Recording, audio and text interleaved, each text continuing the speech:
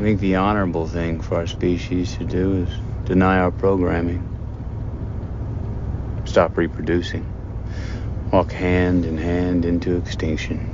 One last midnight, brothers and sisters opting out of a raw deal. Do not trust any friends or family members. I repeat, do not trust friends. Anyway, this was 2014, 10 years ago. This happened 10 years ago. It still lives rent free in my head. Yeah. Conspiracy bros never forget. Yeah.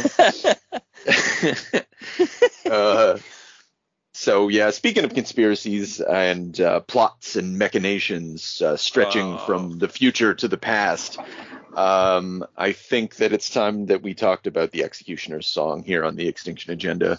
It's time. With James. James. And Chris. There we go. The X-Cutioner's song. Okay, this came out between November 1992 and February 1994. What are we looking at? Like Uncanny X-Men 294 to 97 and whatever. I won't rhyme them all off, but basically that's your range. It's a crossover between Uncanny X-Men, X-Factor, the regular X-Men book, adjectiveless X-Men as they call it, and X-Force. And there's a double epilogue. Shit, I don't think did. You guys? Well, anyway, maybe we'll get to it. X-Force number 19 apparently is another epilogue. This was a big event, to say the least. This was the first crossover since, I think, the X-Tinction Agenda between all the books. And it's post-Claremont. It's Scott Lobdell, Fabian Nicieza, and Peter David. Peter David, yeah. It's their sort of vision under Bob Harris. And what a vision it is. He came with trading cards. Yeah. Polybagged. Yeah. I was looking at the sales. I don't know if you guys are interested, but yeah. So just for reference, Spawn number 1 came out in 1992. So did Superman number 75. And so you got all these huge sellers, but still, Uncanny X-Men 294 came in 10th. And basically the Extinction Agenda, the X-Cutioner's song, I'd say like roughly scored in the top 20, top 30. And considering it's the same year and you get Wildcats and you blah, blah, like all those big sellers, I think that's a good performer at that time, Of course, it's the X-Men book, but still. Yeah, that kind of explains some story beats too. Like it feels like they're gunning for like press or like buzz or just like that those moments where people are gonna have to check shit out. Yeah. I guess we'll get to. Yeah. I remember being a kid in the 90s and I got like $5 allowance. I couldn't afford like more than 2 comics. And this crossover broke me because I wanted so badly to dive in and just couldn't afford to do it, to collect all those titles. And I wanted to know like all these interesting mutants. Like what does Cable do? What does Psylocke do? And no one could explain it to me. And now I finally know why, because like none of this makes sense. It's like Psylocke has psychic knives that she surrounds her fist with and stabs people to put them in a coma. But yeah, if you got really stabbed in the brain by a psychic knife, like you have to, like I'd like more of a breakdown on that, because it ends up being like sort of like basically like a cheesy tranquilizer. You should be fucking mangled after that. Totally. Like, I think they used to. I think when Claremont first introduced the psychic, what was it? The psychic totality of her. Or the manifested totality. Anyway, there was a saying that he would always attach to it. I think it was a big deal, bigger deal back then. He would have people like fucking seizure and fucking fall down, and but you're right. Over time, it becomes like Wolverine's claws, though. Like it's and all the gun, everything. Like there's murder happening like everywhere here. Like, but there isn't. There like no one's dying as far as I can tell. Well, kamikaze, yeah. Yeah, well, you're right. I forgot about that. Well named. Yeah. So, okay. So Chris, this is I guess this was your first experience. You said it didn't make any sense. That's a good start. What did you think of the X-Cutioner song though? Like as a whole? Man, this thing's a shit show, but it was an entertaining shit show. Like it's got moments. Yeah, I was really liking it. I feel that, and I'm sure we'll get into this at some point, but there's a really interesting story and a really cool comic crossover buried underneath whatever this is. Because like you do get glimmers and moments, and there's like something in the themes, like Strife could be a figure for something greater than he is, rather than just being like a pervert. Yeah, rather than just being a weird fucking baby pervert. Yeah, just like throughout, I just found myself thinking like, because this whole comic is an attempt to sort of wrap up a lot of the threads and storylines begun by Chris Claremont and to give them, something like a resolution. And like they choose Strife to be like the mastermind behind all of this, and it's so weird and like the most melodramatic thing, just crazy. That's the best though. Yeah. No, it's like, but at the same time, like there's a part of me that wishes, one, that I worked in the comics industry, two, that someone would give me the authority to just redo the X-Cutioner song, and then three, give me the skills of like Alan Moore and do one of those things where he like, everything you thought you knew is wrong and like blow your fucking mind. This story could do that, and I don't know how, but the seeds are there. I just think Strife's ready for a reimagining, I think. This whole fucking, Yeah, because he almost has this meta view of like the whole like continuity and like all the retcons. It's like it all kind of accumulates in Scott and Jean having a child who's like out for revenge because they failed to take care of him. But yeah, and it's such a almost stupid allegorical. Yeah, and that's what they're going for. Like there is like some thought that behind all of this, but there's also like absolute hackery of the highest order that you would expect from Scott Lobdell and Fabian Nicieza, and to a lesser extent our old friend Peter David. James, give us your take. I don't know. It was my first go-to, and I am. I don't know how you guys are going to feel about this, but I'm inclined to feel like this is the best and most cohesive X arc we've read. Well, I don't know. It has a beginning, middle, and end. Very rare. People sort of worked together. The crossovers were semi-necessary. Like it was almost like a proper. This is like almost like a proper trade paperback, and that wasn't happening back then. Yeah, that's true. This is I should say this is my favorite of the X crossovers. As much as I love the X-Tinction Agenda crossover, it has some very weak points, mostly as a consequence of Rob Liefeld. And this is consistent throughout. Like the art is very good. The writing is, I already used the word consistent. Although I think Peter David shines out from this. I hope we spend a lot of time talking about the writing in this. And then the only one that sticks out in this is Jay Lee's art, but frankly, I don't mind. I wish there was just more of it. That's the only problem that I have. You guys like Jay Lee? Yeah, I do. I think it's it's a statement. His art's like a statement sort of piece. It doesn't fit. I won't sugarcoat that. It doesn't fit in the story at all. But and also for an action book, he's hard to follow. But like in terms of like just like iconic imagery, even from this specific story, like he's the one that created it. He's the one that I don't know. It's so fucking cool to look at his art. It's like being in an art gallery instead of a comic book. It's more fun. So it was nice to dip into it, even though it was unwelcome for pacing. That's an interesting thought. Like the gallery idea, that makes a lot of sense to me. I was kind of at first. Well, the final issue that he does seemed really rough to me, and I thought like, is this good? And then I almost wonder if it's the colorist who's like fucking it up, because it just the colors are very flat. Like there's not a lot of depth to them. Well, that's an interesting question. Who's it'll take me a couple seconds to figure out who the colorist is. Because he's got to be inking it himself. No, I checked that too. There's a different inker too.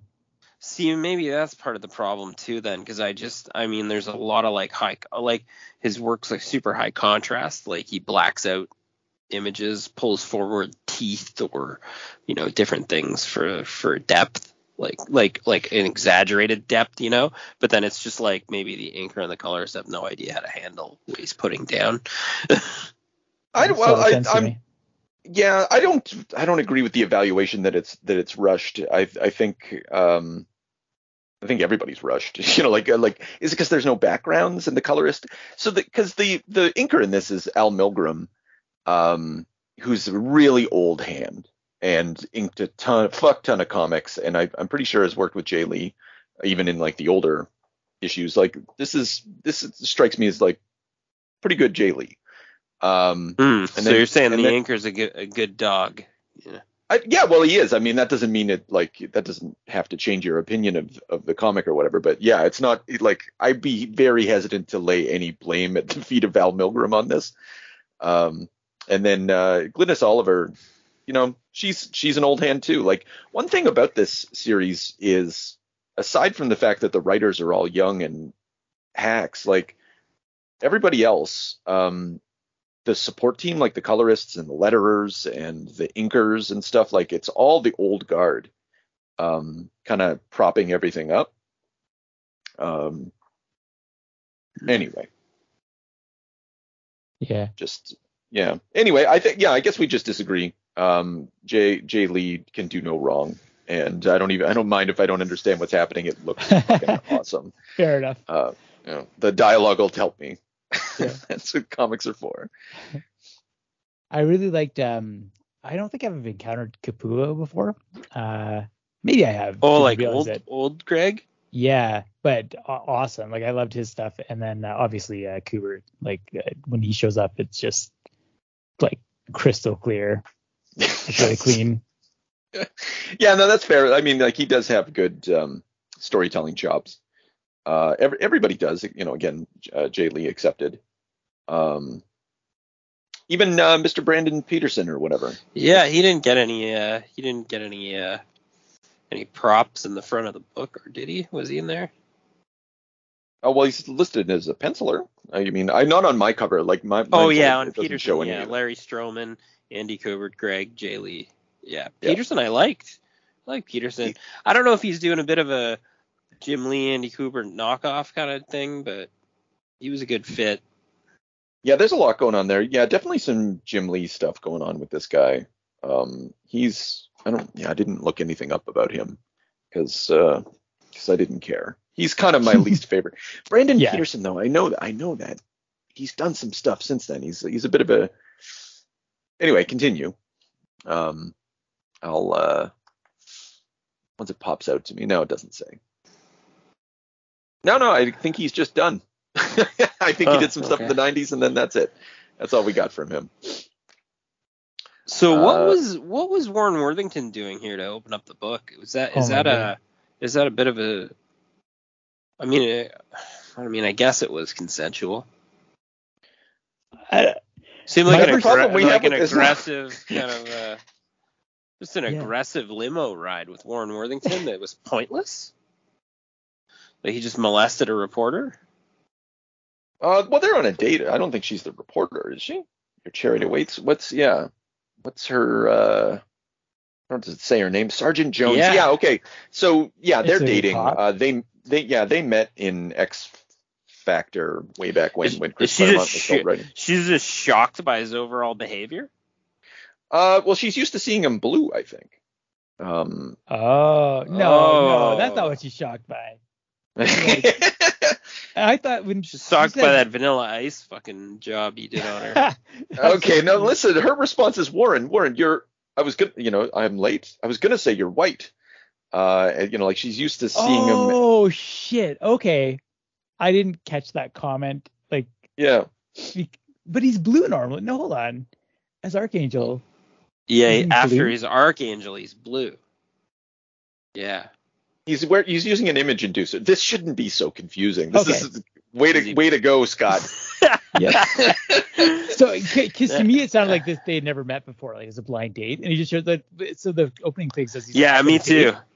And I was like, this guy's I was like, this guy's a real handful on a first date. Yeah. Wow. Yeah. It's like a Dennis Reynolds. Yeah, it's like Charlie Sheen. It's like... no, it's meant to be like sort of cute between them. Okay. As long as you don't start at this book, I guess. Which we did. Yeah. Luckily, I got it all in my mental Rolodex. I remember that lady. I remember when they met. Yeah, I think Will's Portaccio was. Congratulations on that memory. Yeah. yeah. Thanks. It's totally worth it. Also the content. I just have a catalog of the most important things.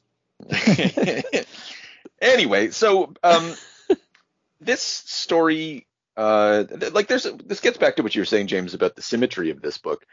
The beginning opens up in a celebratory fashion. It's focused on Professor Xavier. He's going to give a speech, he's going to get shot. But then at the end, and again, it returns to the focus on Xavier. It returns to a sort of like melancholy celebration of life, which I'm sure we'll talk more about later. But like it's, it has a cohesion and a little trade paperback quality that you're absolutely right. Quickly disappears. That's in X books, like, I mean, X-Men's kind of like renowned for this, and I think that's why some of the old stories are so popular, like the Phoenix Saga and the X-Cutioner songs, this one, and then Extinction Agenda, and I don't know, there's a few other arcs that are like kind of beloved, and I feel like it's only because this like cohesion or this like large like bridging story is only available a few times throughout an old landslide of fucking 2-part toilet bowl Claremont shit. Yeah, you're not wrong. Try to read Inferno. I'm sure any audience member out there who knows what I'm talking about knows what I'm talking about. It's the event that frankly has still never quite ended, it seems. It still reverberates through the Marvel universe. Anyway, Professor Xavier gets shot. I don't know. What's the plot here? What's the basic story? I'm gonna force one of you guys to answer that question. Oh, you want me to try? You want to try to answer that? Yeah, we're gonna have to. You try, Chris. All right, I'll go to. Mine's pretty good too. Okay, I'll go to shot. So Professor Xavier's having a big gets a concert going, and he's trying to unite people. It's like uniting people through rock. But Cable, or someone who appears to be Cable, a clone of Cable perhaps, shoots him, and with a techno-organic virus, which kind of Borgs him, so that he's dying slowly, turning into a machine. And holy shit, where do you go from there? Meanwhile, Scott and what I'm most curious about is how detailed you guys are going to get with this answer. But yeah, continue. No, I can do this. Scott and Jean are kidnapped by Strife, who holds them in a secret facility and like performs weird tests on them. Among other things. And then they need to get Apocalypse involved because Apocalypse is the only guy who can cure Professor Xavier. And I guess then they rescue Scott and Jean. Everybody works together. Yeah. We find out some shit about Cable.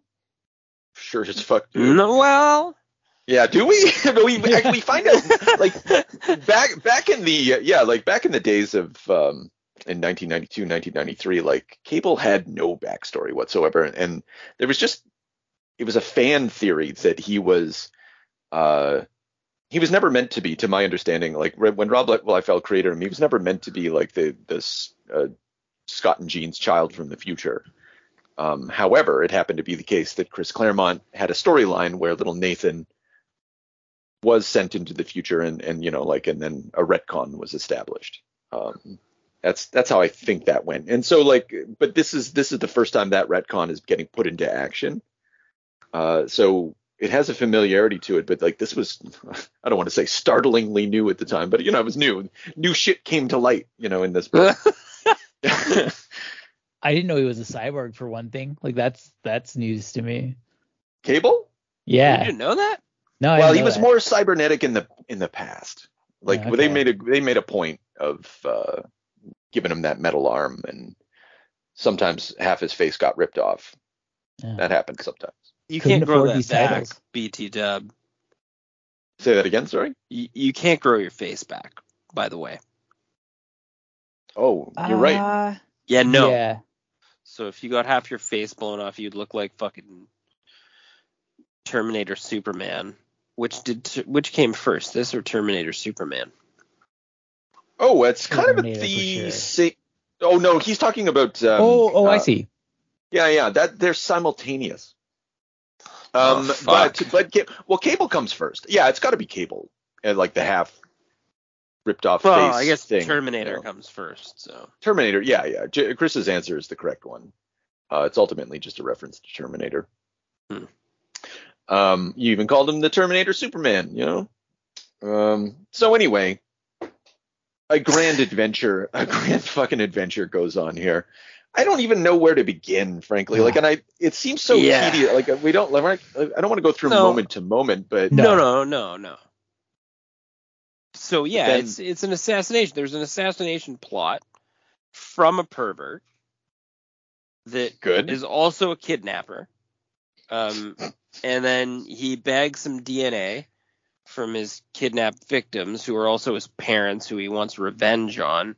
For some reason, the revenge that he wants on his parents extends to Xavier, because that's unclear.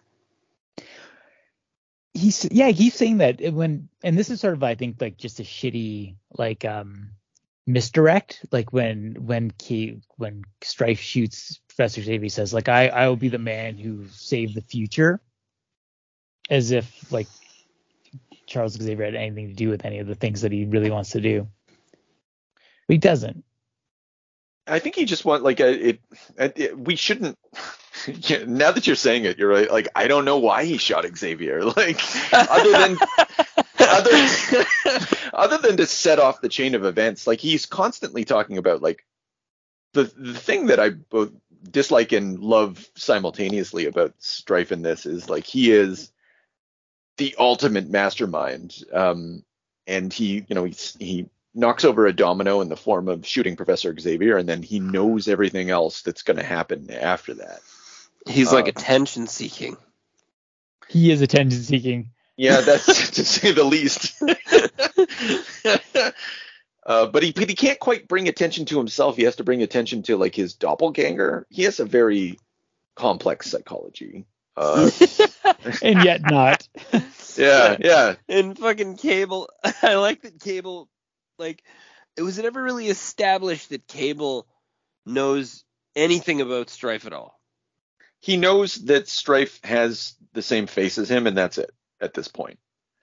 So then everything else is just assumed. We're assumed that this is a clone of him. We're assumed that his psychic powers are stronger because he doesn't have a technovirus in him.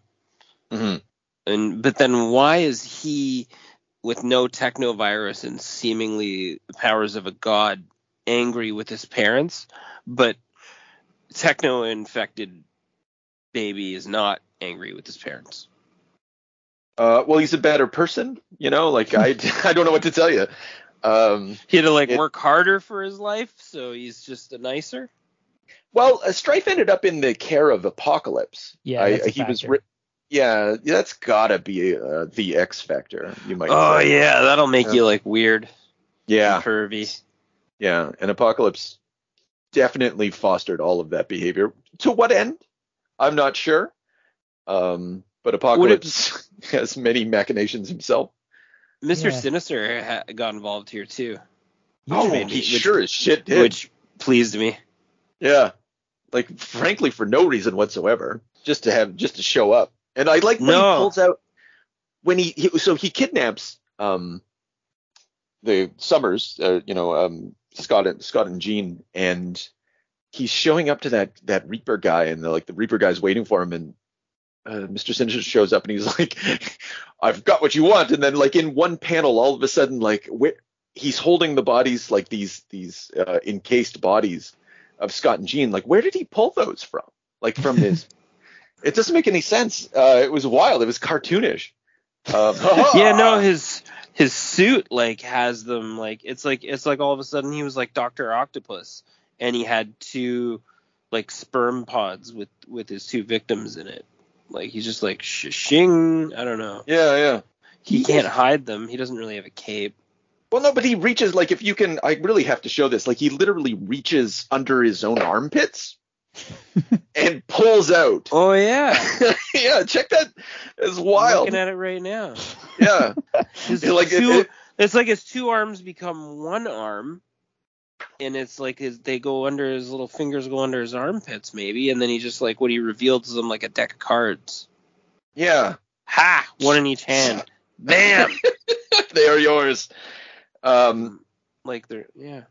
I think it's a testament to how wild this crossover is, that something this absurd is just, it glazes over. You don't even notice that it's happened. But then his buddy, the O-Man, Zero comes out of a fucking, like, a rip portal here, like Thanos. So maybe he pulled him out of the portal from behind his back. He's got back portals for sure. Yeah. I think that's established. Okay. Yeah, and then he trades them for an old ruddy cannon. It's a canister full of goo. He wants something. The genetic matrix is contained inside that canister.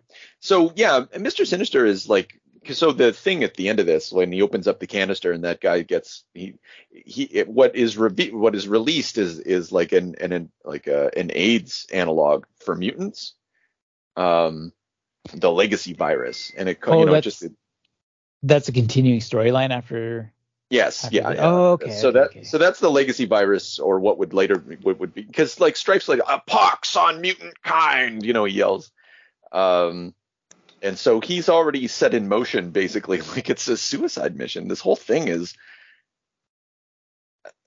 it's plots and machinations toward this. Well, I guess he's saying that, like, he's trying to create the future as he understands it. Like he's creating the conditions for his own birth in the future, by killing Xavier, so that way there's war between mutants and humans, and then releasing the Megazord. Yeah, but then why is he so mad at Apocalypse? Apocalypse is like his father. Well, I don't know. People get mad at their dad. It's an Oedipus complex. Yeah, but then he can't be born if he gets rid of his maker. No. He's not. He's like his foster father. He's like the shitty stepdad. Oh, he's like a stepdad that put a beating on him or something. Exactly. Okay. Yeah. But you still know, like, for the temporal loop to still work, you need an Apocalypse in the future, and so if Apocalypse is dead in the past, like, it does not that. Yeah, it's true. Like, you think Apocalypse is like, if you live in a shitty war-torn future, like where Apocalypse was like some type of king figure, then you can't get rid of him. That doesn't track, right? Or it's not a good call. Yeah, that's a plot hole.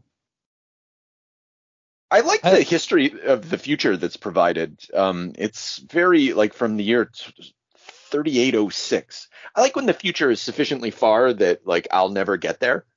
Mm-hmm.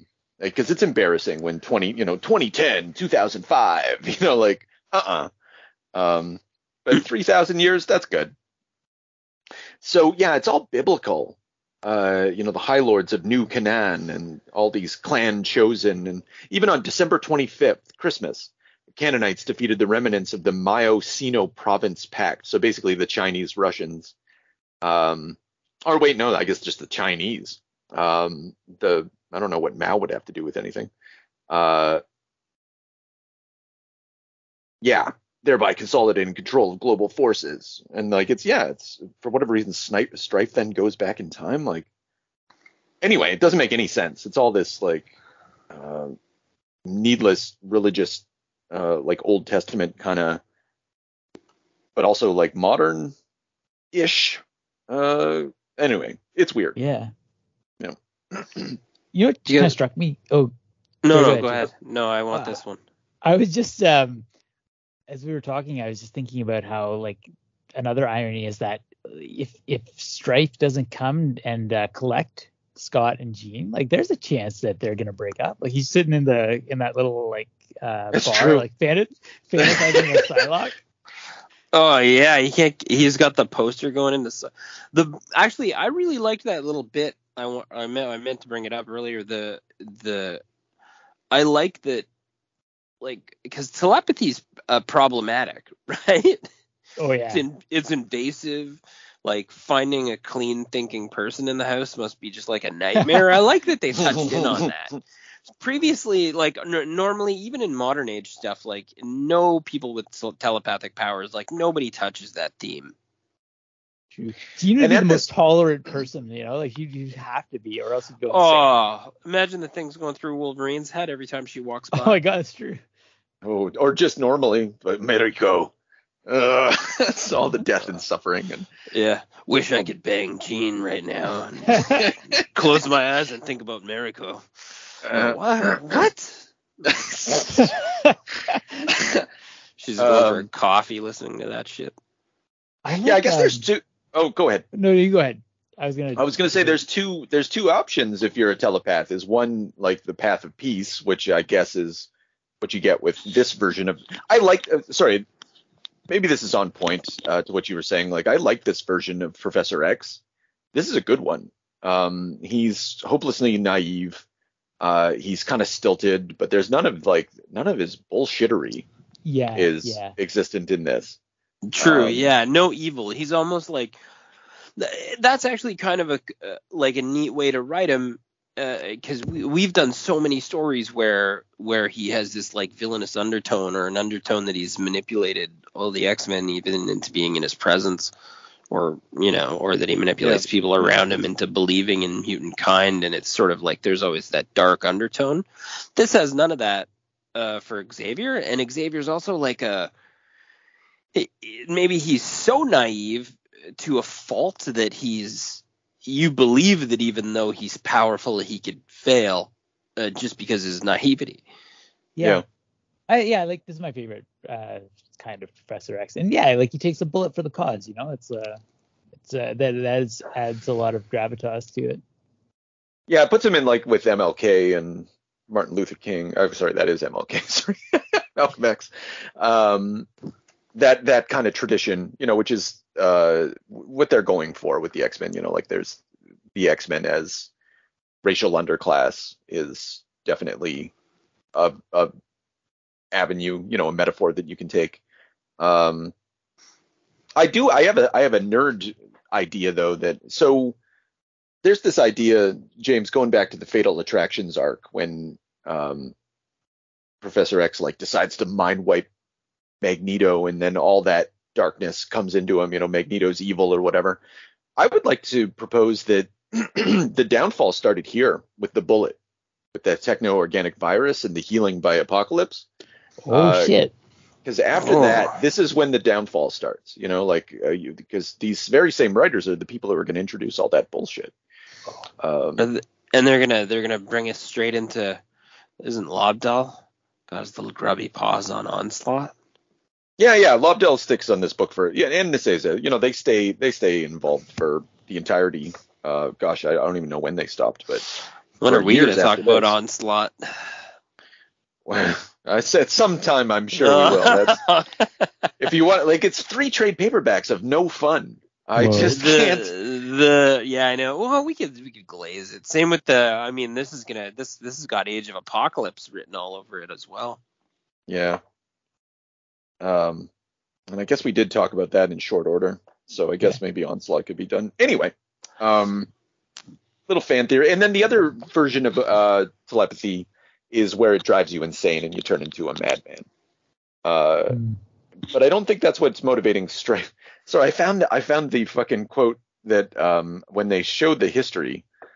Shit, now I lost it. God damn it. But it's basically like he goes into the past to maximize how did they phrase? In an effort to maximize potential for anarchistic endeavors, Strife and Displacement Unit Designated 0 fled to the current temporal zone circa 1983. Maximize potential for anarchistic endeavors.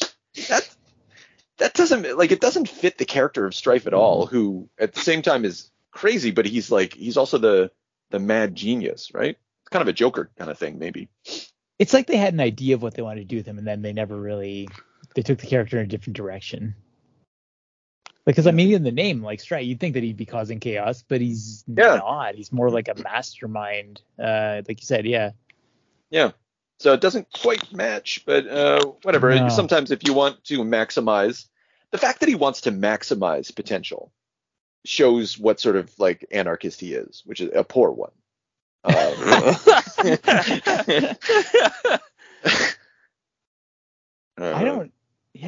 So Strife is a recurring character in X-Force, is that right? Or X? That's right. X-Force. Yeah. And I don't know, man. That's seems like a weak villain to be having. Like, just even the character design. Like, this guy couldn't fit through a door. Like, I don't believe that he could do anything. Got a stupid like cod piece and shit. Like, I don't know. No. Let's see. Now, I took that a different way. Partway through the book, I thought, man, why does Apocalypse look like that? Then I started thinking about Thanos' armor. And then I started thinking about Strife, and then his armor and his helmet, and I think it's like a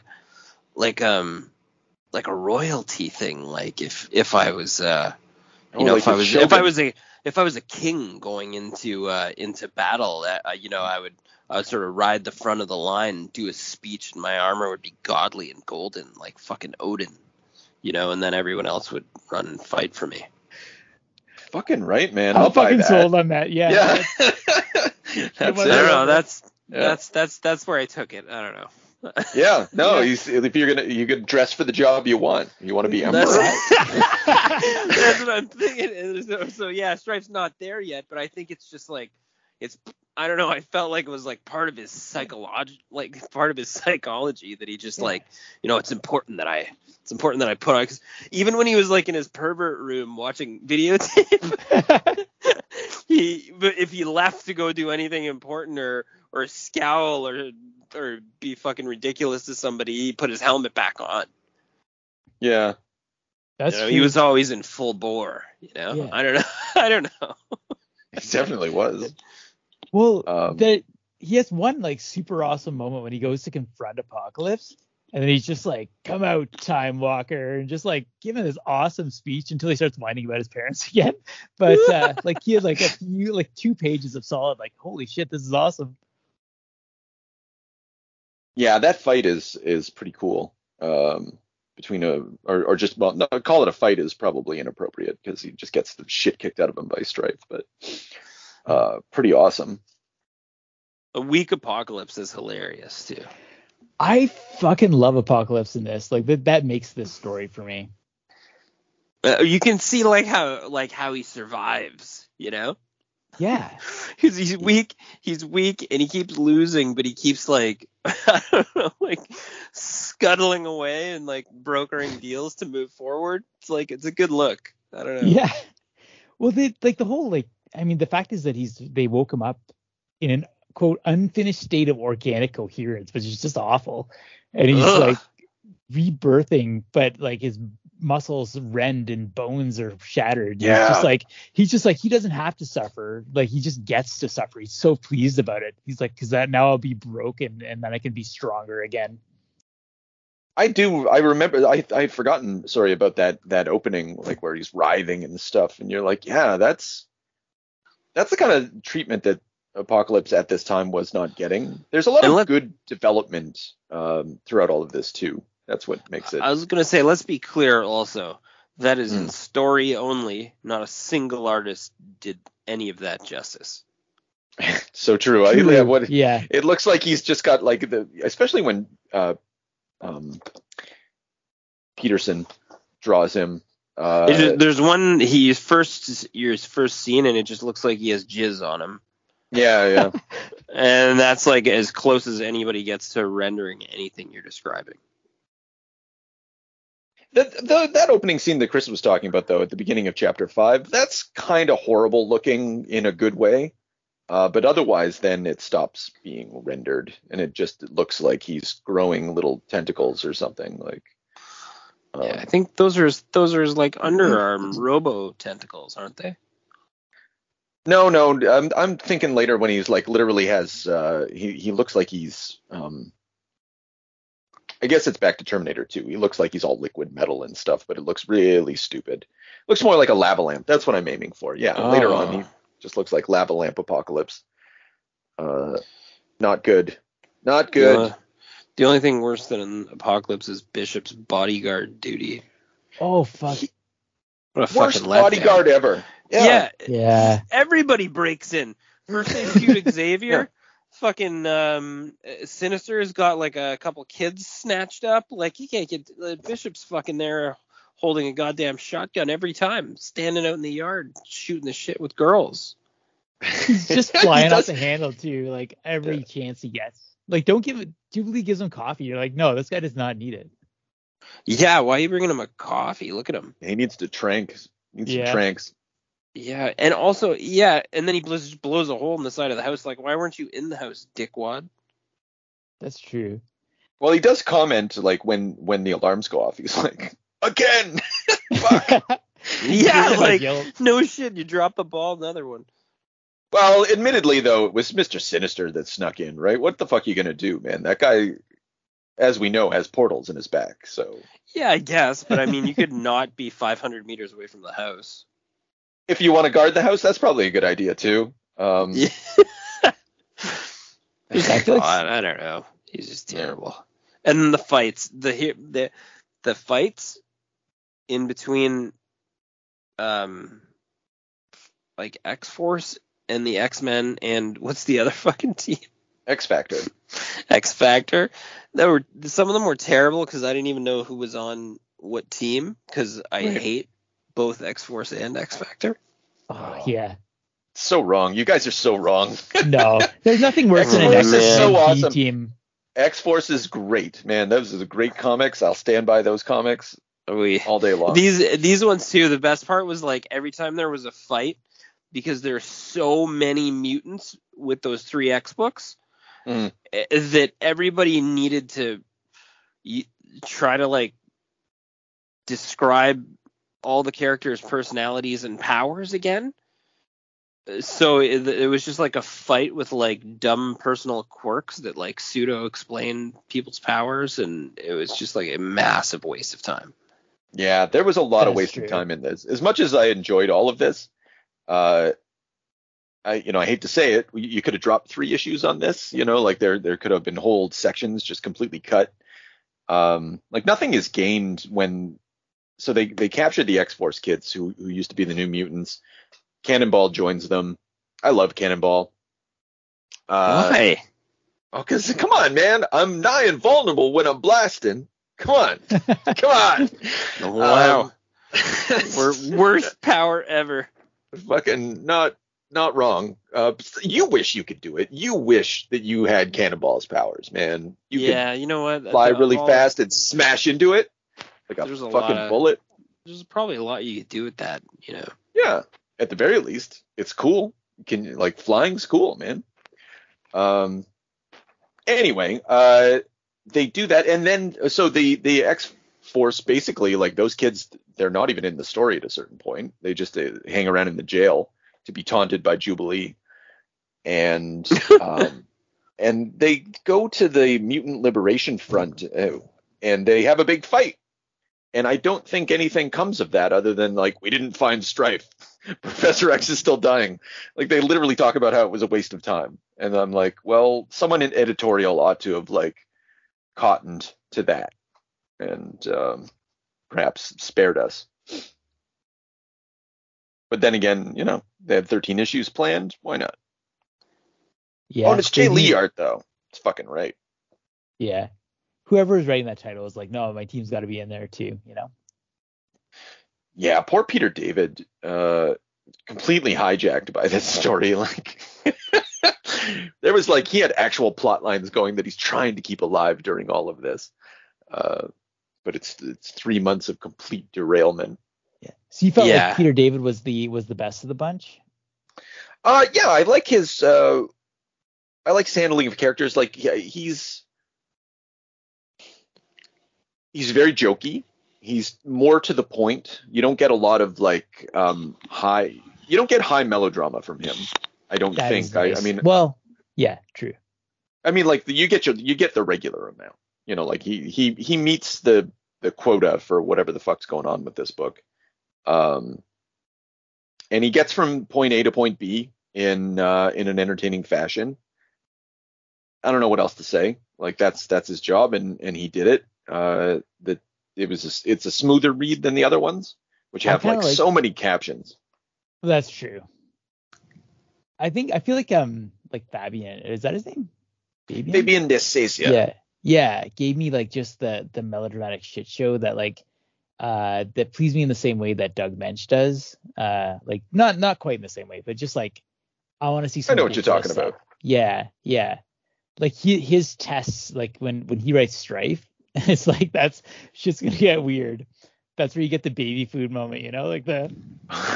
Yeah, can we talk about some of the? I'm sorry, I know we were trying to talk about the writers, well, speaking of like taking up the mantle for Claremont, I'm just looking at the scene where like they got Jean Grey like with this like whole tentacle rig, and it's horrible. Oh yeah. Passed around by tentacles. What are you doing? Yeah, that's fucked. Yeah. And then he's like, there's like a lesson to it. Like it's like, oh, isn't it unpleasant to be handled by strange people who aren't your parents? Is like essentially the like Stripe's point. Like he's so fucking obvious and over the top every time he does something. Like how did they not figure that out? Oh yeah.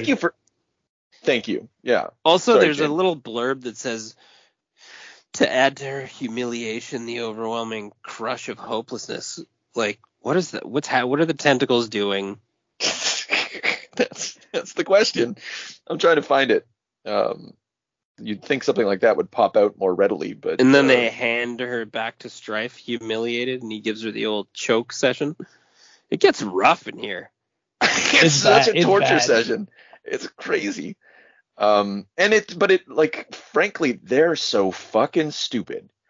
Jean and Scott, like, why don't you guys can't figure it out? Like, even if you don't realize, like, even if you don't think he's your actual child from the future, come on. Like, he's practically saying it to you. I'm your child from the future. Don't you fucking, didn't you abandon me? He believes it. No matter what, he believes it. Yeah. Yeah. So, like, pick up on that, idiots. I think the only thing that would have made it better is if they brought in, like, Cyclops to kind of cuck while he choked Jean. I see what you're saying. Yeah. But that's not what he was going for, though, you know? No, he was going for individual torture, you know? Yeah. Until later when they're on the... I love when they, like... I remember being so excited. Like, because I remember reading these when I was a kid. Really? I owned all of these and read this multiple times as a kid. I love this book. I didn't know that. Yeah. I kept these for a long time too, and eventually I got the trade paperback, and so I let them go. Obviously, I didn't get rid of the book, but the when they burst out onto the moon. Oh, that's awful. Yeah, that's cool. Yeah, that's when Jay Lee really shines, because like that trudging along the surface of the. You know, well, what are they doing while they're suffocating? I have no idea what he's attempting to illustrate, but it's raw, man. It's fucking raw as fuck. And anyway, that's true. That is a great scene.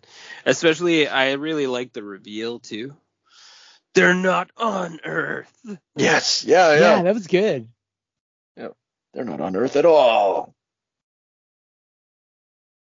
Yeah. So anyway. So that baby food scene. Oh, the baby food. Yeah, there we go. That's what we were talking about. Yeah. He just like shoves it into the paste into Cyclops' mouth. Yeah, it's just like fingering baby food into his mouth. God! Like, they're just helpless. Like, he just comes in with like a cafeteria tray. He's just fucking demented. It's wild. Even like actually gets a baby and hooks it up to the machine and tries to sort of recreate his own abandonment. Oh my god, yeah. The baby is whose fucking baby wild. is that, by the way? Well, it's a baby it's a fake baby. They talk about later, like, it's such lazy writing as they're like escaping from the baby. Jean Grey's like, I sense the baby's going back into the building or something like that. That plan is so fucked though, because he's like, yeah, all you have to do if this baby is linked to us or linked to me, and if you kill the baby, you'll destroy everything. So go on, do it. Like, as if there's no possible way that he can actually think that they're going to kill a baby to like defeat him. Like, what are the stakes here? Like, what do you really think is going to happen? I'm sending you a picture. You guys can check it out later about what happened to that baby. But the answer will shock you. Well,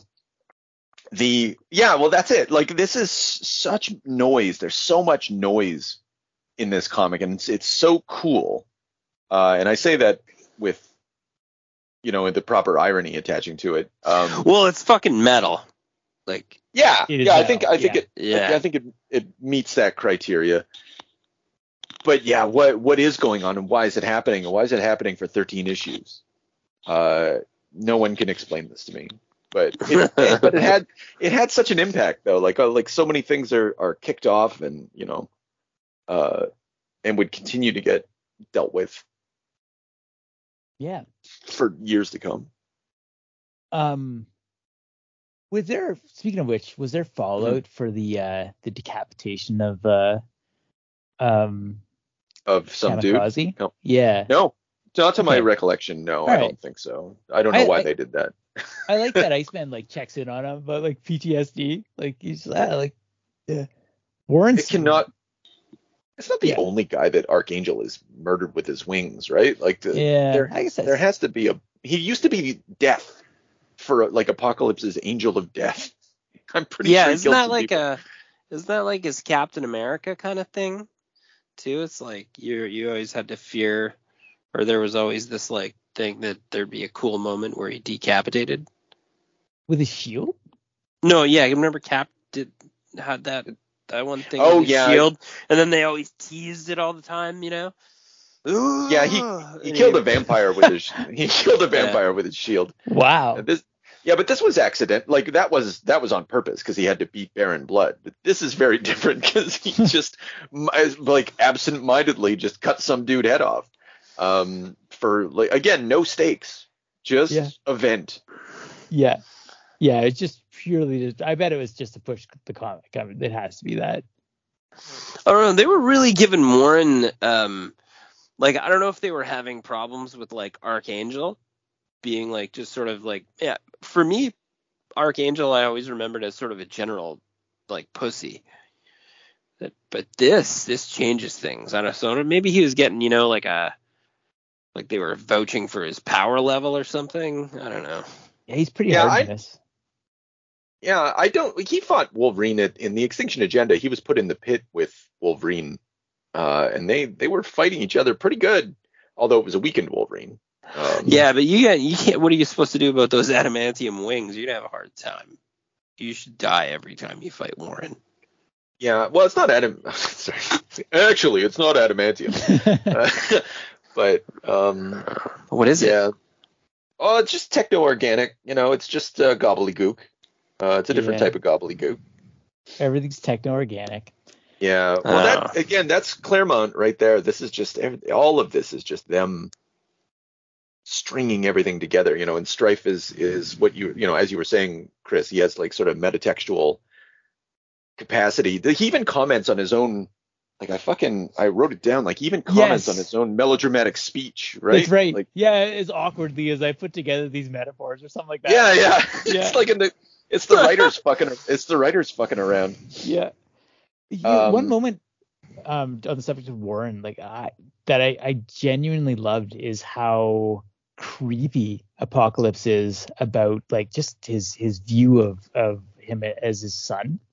And like it's not even like he's fucking with him. Like he genuinely is like, oh, I'm so proud of you, like for wanting to slaughter me.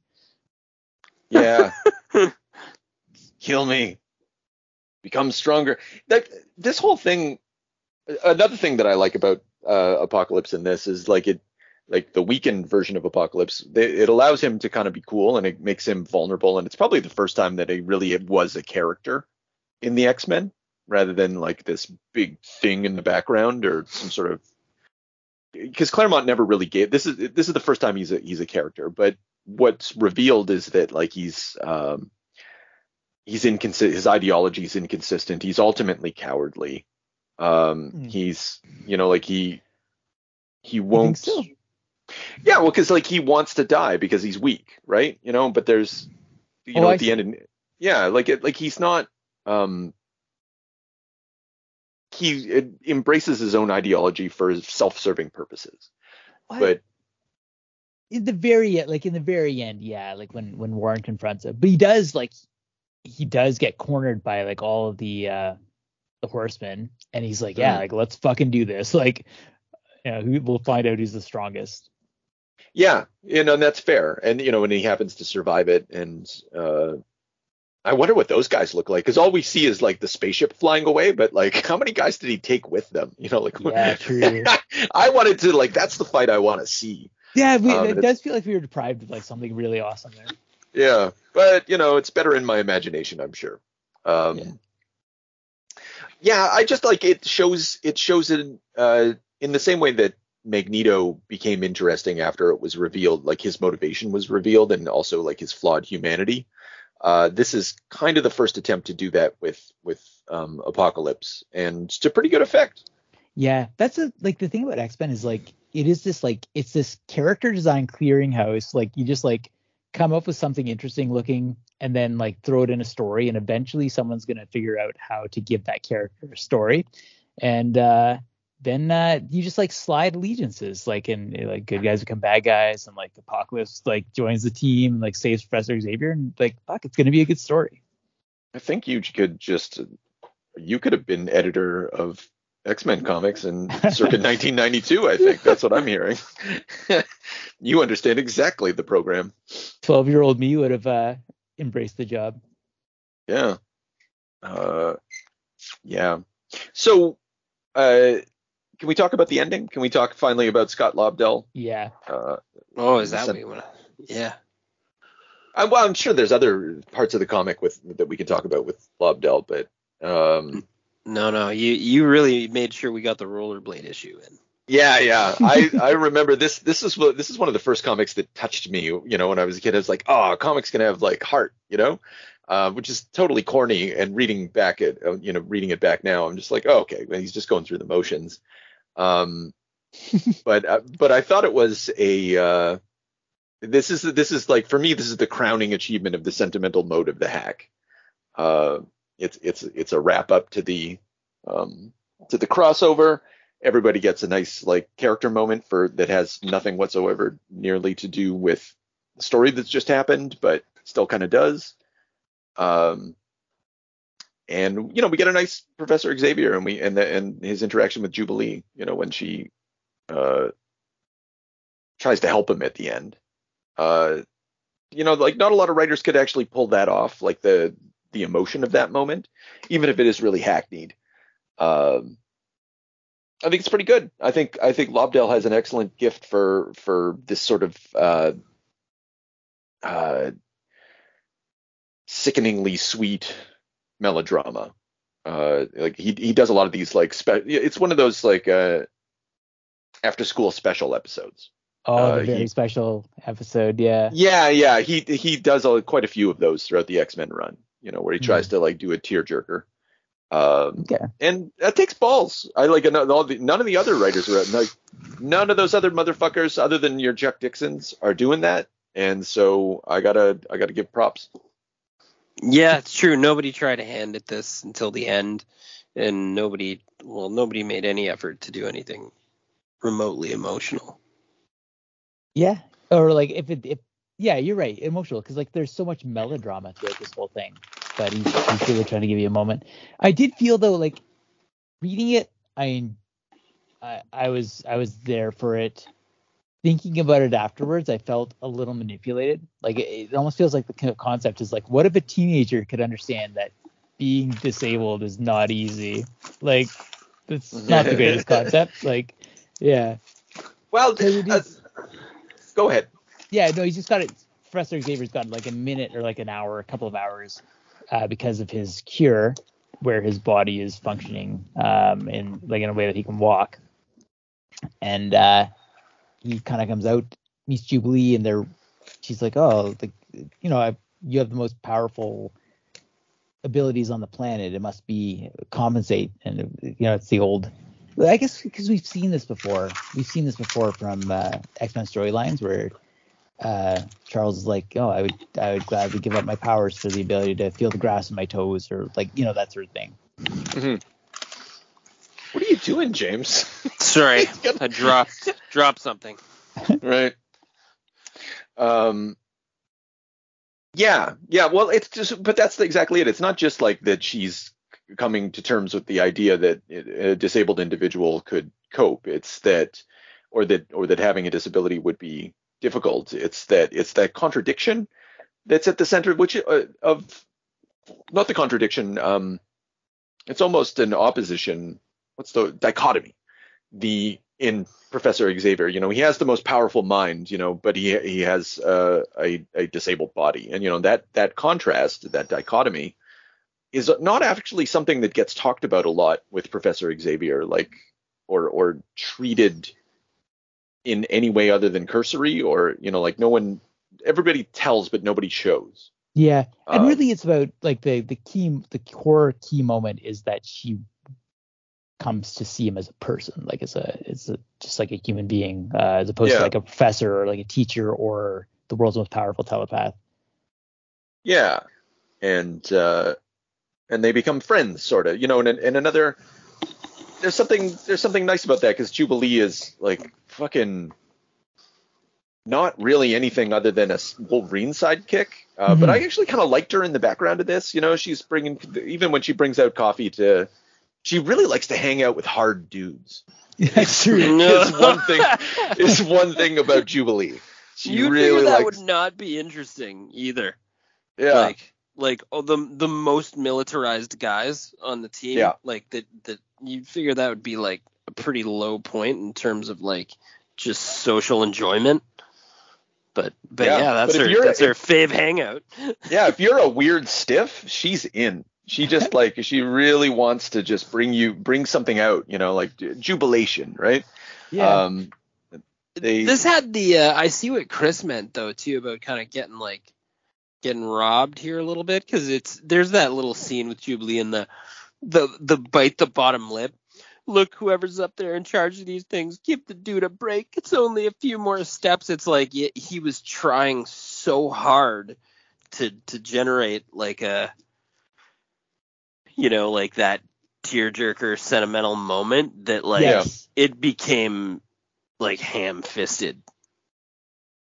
I think that's what I'm reacting against. Yeah, I think you're absolutely right. It is those like final. But he came very close. And then ruined it. Yeah. Yeah. Okay. All right. Just as long as we're on the same page there. Yeah. No. Actually, you guys are right. I think you're right. If that one panel had been altered to like not show her like practically fucking freaking out, but otherwise, yeah, just seeing Xavier walking and like the silhouette of him against the thing starting to stumble and leaning against the tree, and essentially he's going to have to drag himself back to his own chair. That if left to itself could have been effective. And then what was your take on the Rogue Gambit situation there as well? Because they went full sentimental for the other half of the book, right? On Gambit and Rogue. Rogue did her usual, still X-Men 97 cartoon, gave us the best Rogue. Don't touch me. So so it's not just Jubilee's. The reason I give this the top the Top of the Pops hackery Sentimental Mode of the Hack award is not just because of the treatment of Xavier, although I think that like is the icing on the cake. This comic, gather round, ladies and gentlemen, this comic will give you a heaping dose of nostalgia.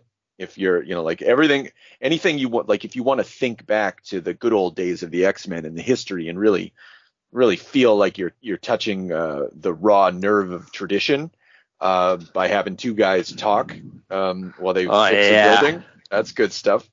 And then there's also the romantic element, which is actually pretty, I gotta say, pretty charming. Like she can, like Rogue's powers are, they have to be the most awful powers in the entire universe because like it's all about, like she says, it's all about restraint. Like she cannot touch anyone. And what does every human want to do? Touch other humans for the most part. And I mean, like there's some people don't, but I mean, like generally speaking though, like there's a sexual drive, there's all that stuff. And there's a nurturing thing too. There's a lot. Sure, yeah. And she can't participate in any of that. And so to have Gambit, who's a fucking straight up super 80s pervert, like is something he like this appeals to him, like this inability to touch this woman, and he sits with her and he puts the coat on her so he doesn't actually touch her. That was a nice thing, a good build up too. Well, it was nice that first that she like told him off, and then he had a hard time coming back at all because he basically just is the general piece of shit that she described. Yeah. I like. Yeah, what'd you say? Like your power is to charge things up and throw them away. Yeah, well, that's a great metaphor for him. Yeah, which I never would have thought about. Like I and again, this is why with this comic I'm just like, I wish there was someone would just go back in time and just fix, like director's cut, like anyway. Yeah, because there's something fundamental in there could be. I don't actually know if it's at the center of Gambit's character, but it could have been this charging up and throwing away. Would have been interesting to play with, but yeah, not a lot of people wrote much Gambit. Yeah, and I don't want to read any of it either. Even like you could tell me that Brian K. Vaughan has a really great Gambit run out there, and there's a there's a greater than 0% chance that there might actually be such a thing. But man, you couldn't pay me. Do not care. He is such a nothing character. Literally, just like this gets back to your design clearinghouse comment, Chris. Yeah. Because he was just a thing that Jim Lee created, and it had a cipher personality, and eventually, they were like, I don't think they ever succeeded in creating a human out of him, though. The power looks so fucking cool. Like, and I will watch people illustrate that forever. Like, I'm happy to do it. But yeah, you're right. Yeah, not just the power, but the costume design, sort of like a ninja, and had that sort of under costume that was like sort of like a pink X-Men like armor suit, like, and then he had the staff, and it was great. Oh, don't forget illustrators, like. Yeah, don't forget facial buttress for no fucking reason. Yeah, that's fine. That was that has. No, him and maybe like Firestorm or whatever. Jean Grey has a facial buttress too. Scott does too. No, he doesn't have the full side thing. Like, what? Maybe it's some. Does he? In some cases, I think, yeah. He might. I don't care for that though. The facial buttress has to be held like Rogue's powers. It's all about restraint. Use that cautiously. Anyway, I'm really glad that you shared in the sentimental mode of the hack. I think we missed two opportunities to have that, though.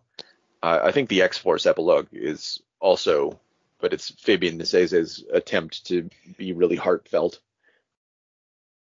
I'm in on more Fabian anytime.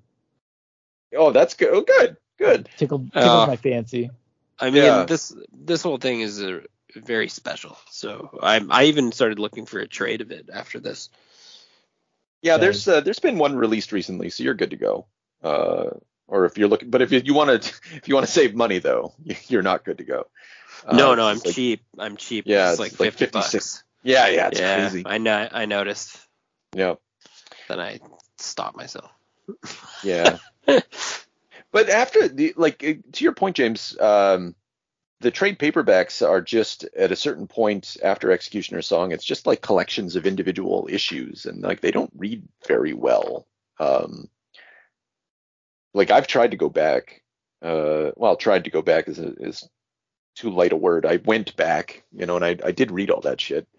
After I did the Claremont run, but at a certain point I faded out. I think around the time of Onslaught, I was like, no, or maybe Age of Apocalypse. This.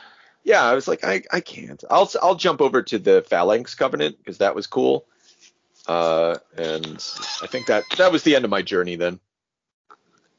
Yeah, was Onslaught actually three trade paperbacks long? Well, it's the equivalent of comics, I think, because there's the build up to it, then there's the actual Onslaught story, and then there's the aftermath. And don't ask me what any of that means. No, mixed up in all of that is Heroes.